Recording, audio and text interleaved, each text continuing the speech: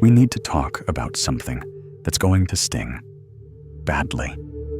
Not because it's cruel, but because it's true. You've been told your whole life that what you're feeling is love, but it's not. It's fear. Fear of being alone. Fear of being forgotten. Fear of not being enough for anyone to stay. It's not love that makes your heart race when they take too long to reply. It's not love that keeps you glued to your phone at 2 a.m., rereading old messages like scripture. It's not love that makes your chest cave in when you feel them slipping away. That's anxiety. That's emotional dependency in a pretty disguise. That's you clinging to someone else to avoid facing the silence inside you. But here's the uncomfortable part. You call it love because no one ever taught you what love really is. You were taught how to attach, not how to love. You were taught how to crave, how to need, how to make yourself small so someone wouldn't leave. Tell me, if the person you hold closest vanished tomorrow, would you still stand? Or would you collapse like a house built on borrowed walls? You don't want to hear this, but I'll say it anyway. You've confused intensity with intimacy, possession with partnership, filling a void with forming a bond. And the cost of this confusion, you. This isn't just about relationships. This is about how far you've drifted from yourself in the name of being loved. But don't worry, this video isn't here to soothe you. It's here to shatter what's false. Because only when the illusion breaks can the truth finally breathe. You've been lied to, not just once, repeatedly, subtly, systematically. From the first fairy tale they read to you, from the first movie that told you love meant never letting go, from the first time someone said, "You complete me," and everyone called it romantic instead of tragic. You were trained to believe that love is something you earn, that if you just say the right things, sacrifice enough, stay quiet, stay pretty, stay available, you'll be worthy, you'll be chosen, you'll be enough. But what if I told you this isn't love at all? What if I told you it's a transaction dressed up as destiny? You've been taught that love is about finding your other half. But that idea, it plants the seed of lack. It tells you that you are unfinished, that without someone else, you're missing something. So you start searching, not from abundance, but from emptiness. And emptiness is greedy. It doesn't look for connection. It looks for relief. That's why it clings. That's why it fears. That's why it turns quiet moments into threats and distance into doom. And here's the brutal twist. This lie is everywhere. It's in the way we romanticize jealousy. It's in the way we measure love by how much we're willing to suffer. It's in the way we call it passion, when it's really panic. You see someone lose themselves in a relationship, and we applaud them for loving hard. But love isn't supposed to be hard like that. It's not supposed to fracture you. If what you call love is making you smaller, if it's muting your voice, your boundaries, your peace, then it's not love. It's survival. But no one told you that. They told you that love is sacrifice, that love is forever, that love means never leaving, no matter the cost. But the truth? Love isn't about holding on at any cost. It's about seeing clearly. And sometimes that means letting go. Let's pull off the mask. What you call love, the butterflies, the obsession, the ache when they're not around, it's not always love. It's often fear wrapped in flowers. The fear of abandonment, the fear of invisibility, the fear that if you're not in someone's heart, you don't exist. So you chase, you attach, you mold yourself, not to be loved, but to not be left. And that's not love. That's survival instinct. It's the animal in you, terrified of exile. It's the child in you, desperate to not be forgotten. Love doesn't ask you to disappear. False love does.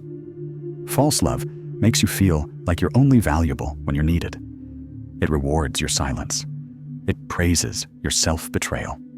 It applauds your ability to stay, no matter how much it hurts. But here's the thing. Love, real love, doesn't demand sacrifice of your soul. It doesn't turn your needs into inconveniences. It doesn't make you choose between honesty and connection. Yet you stay, because the pain is familiar, because the silence of solitude feels louder than the noise of dysfunction. Carl Jung once said, "The meeting of two personalities is like the contact of two chemical substances.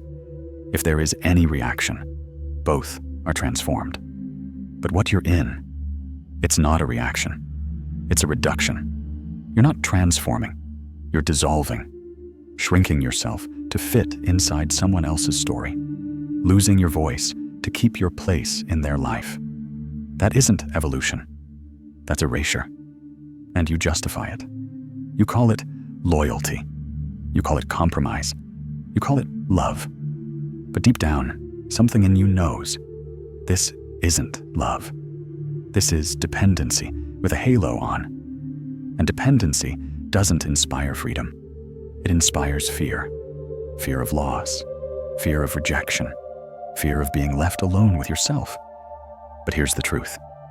If the idea of being alone scares you more than the idea of being unloved by them, you're not in love. You're in captivity. Let's stop pretending. This thing you're holding on to like it's oxygen. It isn't love. It's addiction. You're not choosing them. You're hooked on what they represent. The feeling they give you, that temporary high, that fleeting fullness, it's a hit, a fix, a momentary escape from the gnawing emptiness you refuse to face alone. You say, "I can't live without them." No.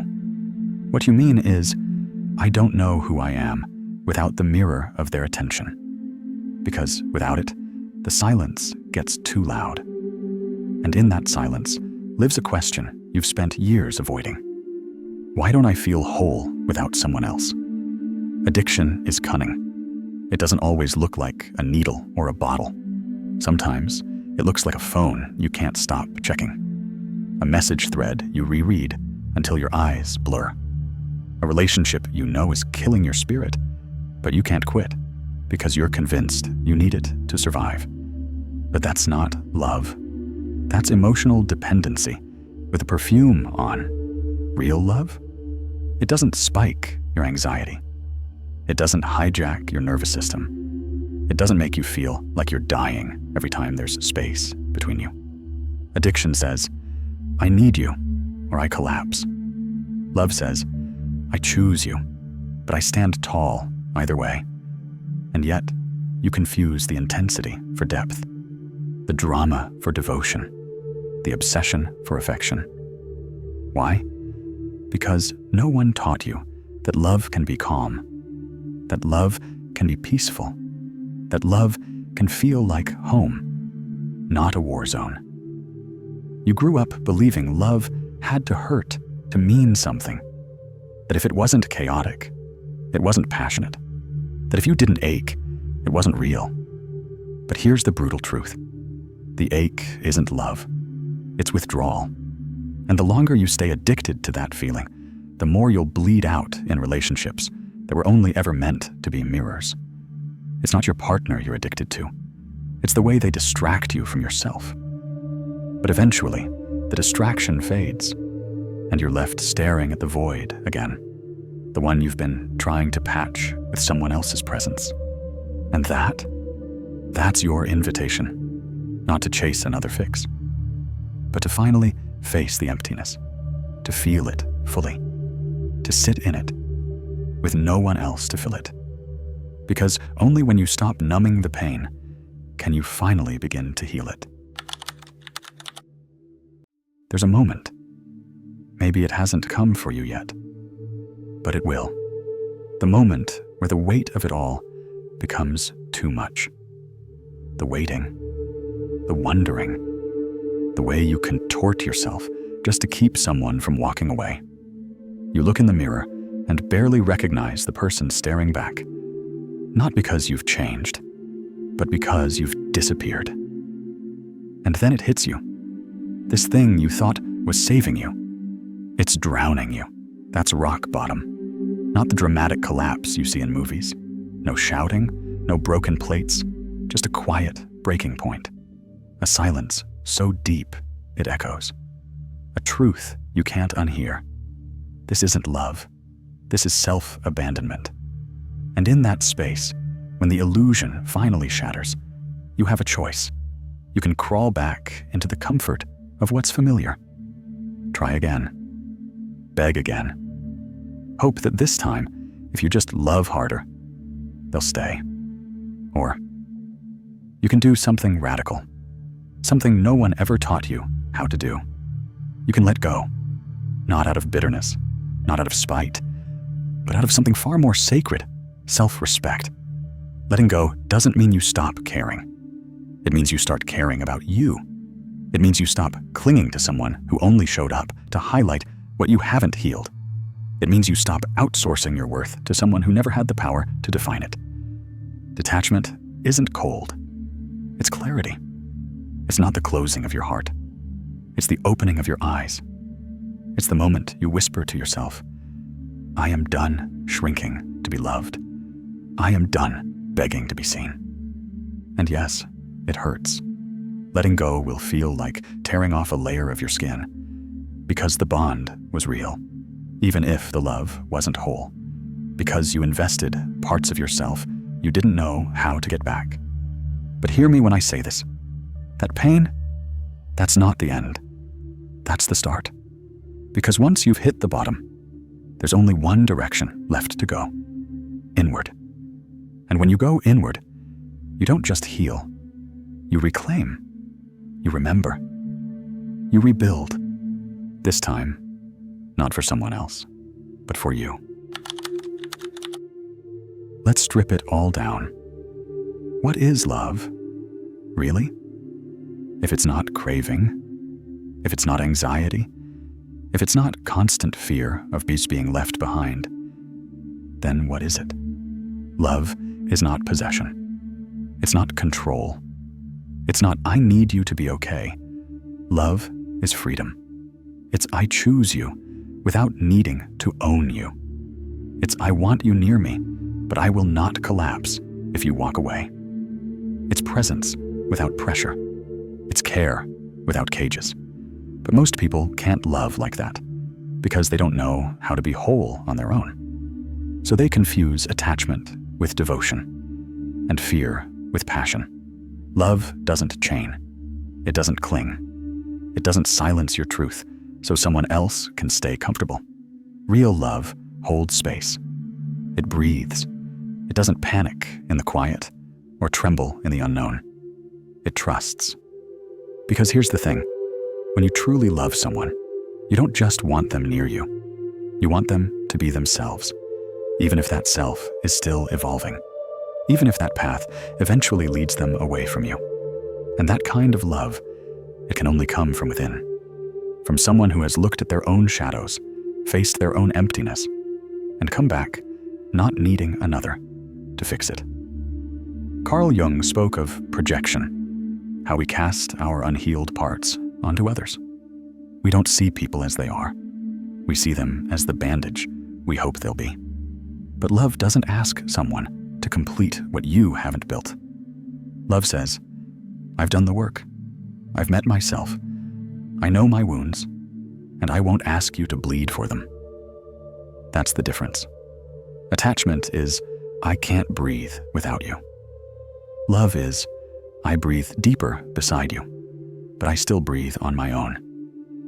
And when you love from that place, from fullness, not fracture, everything changes.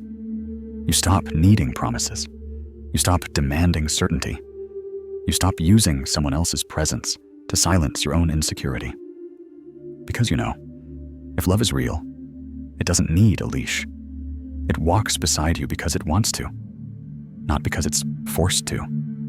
Love like that? It's rare, not because it doesn't exist, but because few are willing to do what it takes to love that way, to detach from ego, to release the script, to let go of the fantasy and meet the person as they are, not as you wish them to be. But when you do, love becomes something else entirely. Not a cage, not a crutch, but a quiet revolution. The kind that starts inside you and touches everything around you. Let's talk about the version of you that people fall in love with. Not the whole you, the edited you, the curated you, the one you perform so they'll stay. You show them the parts you've polished, the agreeable smile, the flexible boundaries, the quiet swallowing of your truth just to keep things peaceful. You hide the rage, you hide the fear, you hide the deep, aching parts of you that were never allowed to be loud. Why? Because somewhere along the line, you were taught that being too much is dangerous, that being fully seen means being rejected, that if someone really knew who you were, what you felt, what you needed, they'd leave. So you became a version of yourself that was easier to love, more convenient, less complicated. But here's the price. Every time you silence yourself to keep someone else close, you drift further from your center. That's not love. That's self-erasure. And the tragedy? Most of the time, they didn't even ask you to change. You did it out of fear. Fear that if you didn't fit their mold, you'd be alone again. Left. Forgotten. Unworthy. This is the shadow, as Jung called it. The parts of you you've buried. Not because they're bad, but because they weren't safe to show. When you build relationships from the mask, you never truly connect. You're not relating. You're performing. You're not being loved. You're being accepted for the version of you you think they can handle. And it's exhausting, because every interaction becomes a test. Every disagreement feels like a threat. Every silence feels like proof that you're not enough. You don't trust the love, because deep down, you know they're not loving the real you, just the role you're playing. And the more you live in that role, the more disconnected you become from your essence, from your intuition, from your truth. Eventually, you forget what your real voice even sounds like. You don't know what you want anymore, only what keeps the peace. You don't know what your limits are, only how far you're willing to stretch to avoid being left. And here's the cost. You lose yourself, not all at once, but piece by piece. In every moment, you say yes when your soul screams no. In every moment, you abandon your need, your truth, your pain, just to keep being chosen. But what if being chosen at the cost of your authenticity isn't love at all? What if true love can only exist when the mask comes off? When your shadow sits at the table too, unashamed. Because if you have to disappear to be loved, then it's not you they love. It's your silence. There's a moment, subtle but devastating, when you stop being a person and start being a reaction. When your emotions aren't your own anymore. They become reflections, reverberations of someone else's silence, someone else's approval, someone else's withdrawal. If they're warm, you breathe. If they're distant, you suffocate. You don't even notice it at first. It starts small. You change the way you speak to avoid conflict. You swallow your needs to avoid being too much. You adjust, accommodate, adapt, until you're not living, you're responding. Responding to their moods, to their rhythms, to their neglect, disguised as mystery, to their chaos, dressed up as passion. This isn't love. This is emotional servitude. And what's worse, you call it connection. But connection should never cost you your center. It should never require you to abandon your own emotional gravity. Because what happens when you become someone else's echo? You lose the sound of your own voice. You forget how to choose without waiting for someone else's permission. You forget what peace feels like without their presence. You forget that your worth was never supposed to be a reflection of someone else's attention. And the echo gets louder. You begin to obsess. Every unanswered message feels like a verdict. Every delay in response, a rejection. Your nervous system lives on high alert, hijacked by someone who doesn't even know they've become your oxygen. But here's the truth. You were never meant to be an echo. You were meant to be a voice. A whole, thunderous, grounded voice. Even if it shakes. Even if it stands alone. Even if it's never echoed back.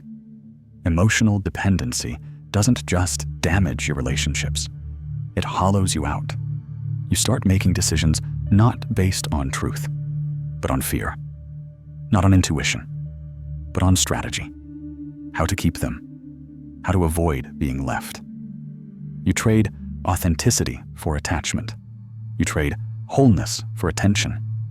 You become a mirror for someone else's feelings and lose all contact with your own. That's the cost, and it's a high one.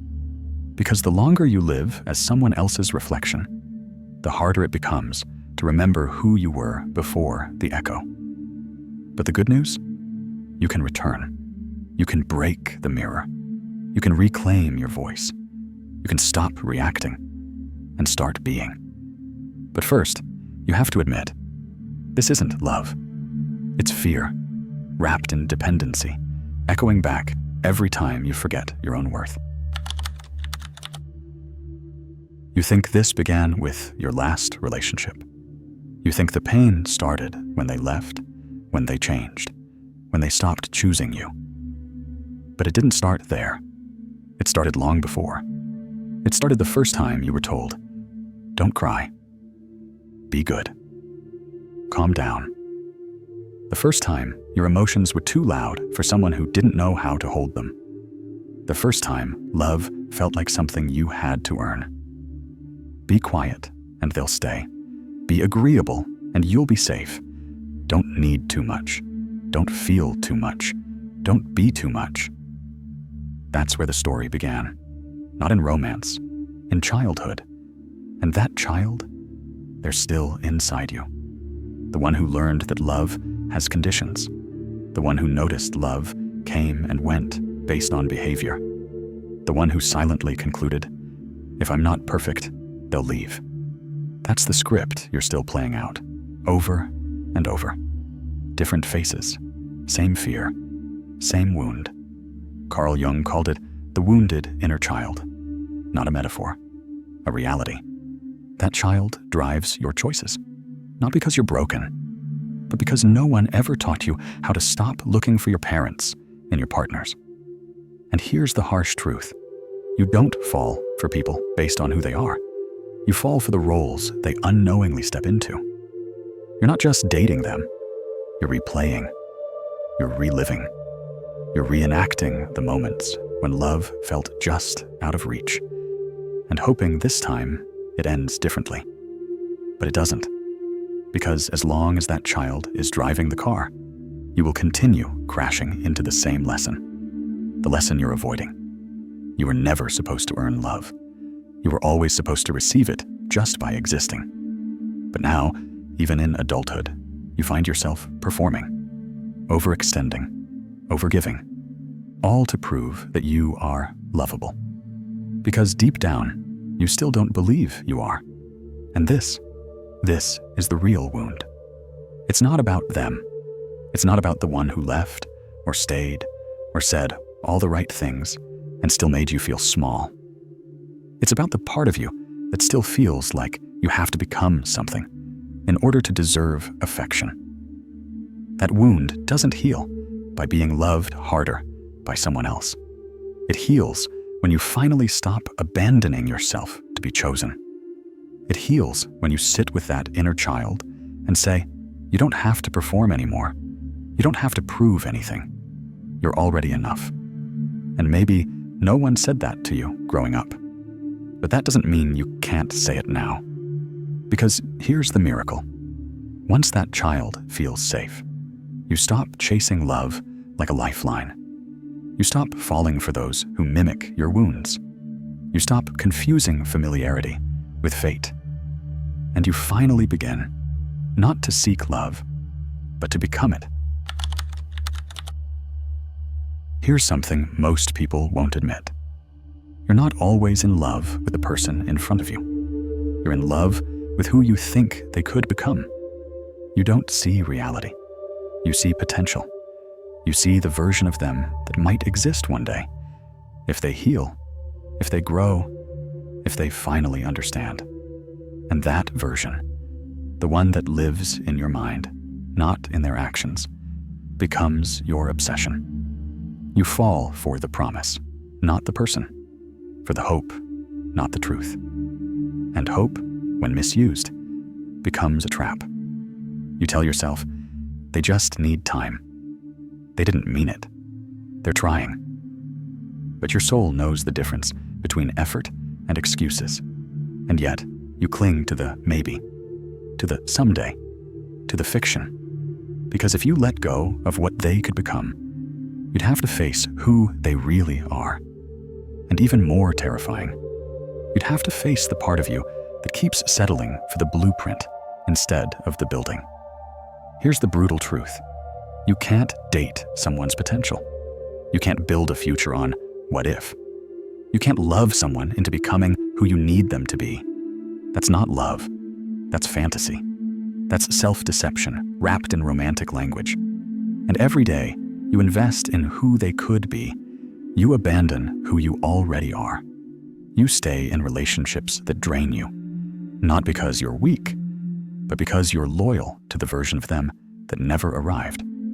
And loyalty to a dream will always cost you reality. But here's what hurts even more. Sometimes you fall in love with their pain, with their story, with the brokenness you think you can fix. Because if you heal them, maybe you'll feel healed too. But people are not projects. And your love is not a rehabilitation center for the emotionally unavailable. You are not here to be their redemption arc. You are not here to sacrifice your sanity for their potential. And if the only way to love them is to wait for them to become someone else, then you're not in a relationship. You're in a holding pattern, an emotional purgatory. And while you're waiting for the future, your present is slipping away. Here's what no one tells you. Letting go of someone's potential is not betrayal. It's choosing truth. It's choosing yourself. It's choosing peace over promise. Because real love doesn't ask you to keep waiting for what never was. Real love meets you now. Not after healing, not after changing, not once they figure it out. Now, as they are, as you are. And if that can't happen, if the relationship only works in your imagination, then it's time to wake up. Not because you didn't love enough, but because you finally loved yourself enough to stop confusing a mirage for a miracle. Let's get real. For some of you, peace feels boring. You crave chaos, not because you like the pain, but because it's the only rhythm your nervous system recognizes as love. You say you want stability, but the moment someone offers it, calm, consistent, kind, you pull away. You ghost. You label them as too nice, not exciting, missing the spark. But here's the uncomfortable truth. You're not rejecting them. You're rejecting the absence of suffering. Because you've been taught that love must hurt, that it must be intense, consuming, dramatic, that if you're not crying, chasing, or breaking, it must not be real. You've equated love with emotional turbulence, with fights that end in passion, with distance that makes the reunion feel like ecstasy. But that isn't love. That's adrenaline. That's your trauma playing dress up. Because if all you've ever known is conditional affection, Love that comes and goes. Love that punishes. Love that keeps you guessing. Then calm feels suspicious. Safe love feels unnatural. Predictable love feels empty. So you chase the highs, the fireworks, the toxic rhythm of almost enough. You mistake jealousy for devotion, possessiveness for care, manipulation for intensity. And the worst part? When someone finally treats you well, gently, steadily, you panic. You wonder, why don't I feel anything? But what you really mean is, why am I not triggered? Why am I not on edge? Why am I not bracing for the drop? Because when you're addicted to chaos, peace doesn't feel peaceful. It feels hollow, foreign, dangerous. But that quiet love, that love that doesn't shout, doesn't chase, doesn't threaten to leave when things get hard, that's the one that could actually heal you, but only if you let it. And here's the paradox. To receive that kind of love, you have to unlearn what love has always meant to you. You have to detox from the drama. You have to sit in the silence and let it not be a threat. You have to realize that not being anxious is not a red flag. It's healing. Love shouldn't feel like a battlefield. It should feel like a return to breath, to stillness, to yourself. But before you can embrace the quiet love, you have to confront something painful.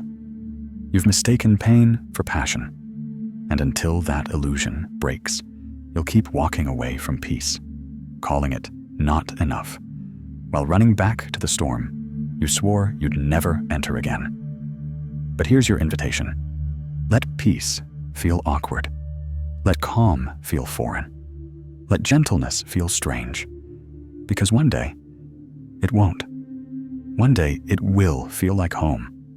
And not the home you had to tiptoe through, but the one where your soul can finally take off its shoes and rest.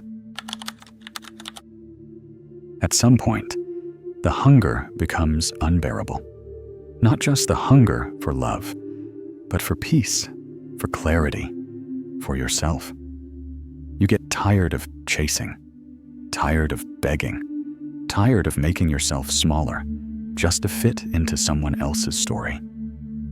And slowly, almost imperceptibly, you begin to shift. Not because you stop loving, but because you start loving differently. You stop loving from hunger and start loving from wholeness. That's the shift.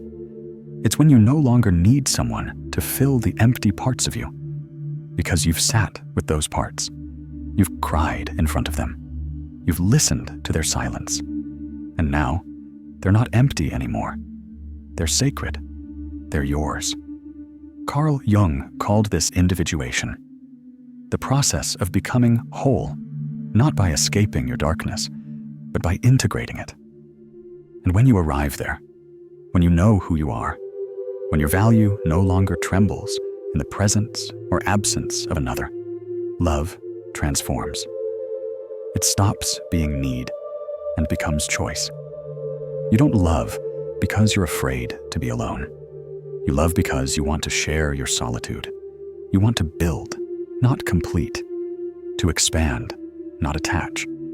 You begin to attract different people, not saviors, not mirrors of your wounds, but equals, beings who don't seek to fix or fill you, but to walk beside you, freely, fully, without fear. And here's what's wild. Everything gets quieter. The obsession fades. The panic dissolves. The constant questioning, do they love me? Will they leave? It just stops.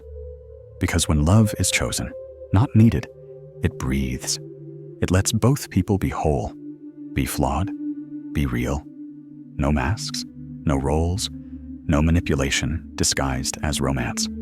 You're no longer afraid of space. You no longer need constant reassurance, because your worth is no longer outsourced. It's internal. It's sovereign. It's yours. And from that place, you can finally say, the most radical thing a person can say in love. I choose you, but I do not need you to be whole. That doesn't make your love weaker. It makes it purer. Because when love isn't rooted in survival, it becomes something else entirely. Freedom, presence, peace. This is the love your soul has been starving for, but it could only arrive once you stopped starving yourself. Now you know. This thing you've been calling love, that aching, anxious, desperate grip on someone who doesn't see all of you, wasn't love. It was survival. It was the echo of an old wound. It was a child still waiting to be chosen. But here's the truth that no one ever dared to tell you. The love of your life was never another person. It was you. It's always been you. The version of you that doesn't shrink, that doesn't beg, that doesn't edit, silence, or break in the name of being kept. And maybe that love felt impossible before. But now, you've seen the truth. And once you've seen it, you can't go back. So here's what you do next. Go down to the comments and write this as a commitment to yourself.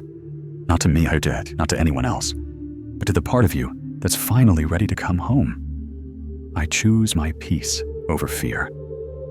Write it to remember. Write it to reclaim. Write it so when the old patterns return, because they will, you'll have a line in the sand. And if this message pierced something in you, if it cracked the shell even a little, subscribe, not to be entertained, but to be transformed. This isn't a channel for comfort.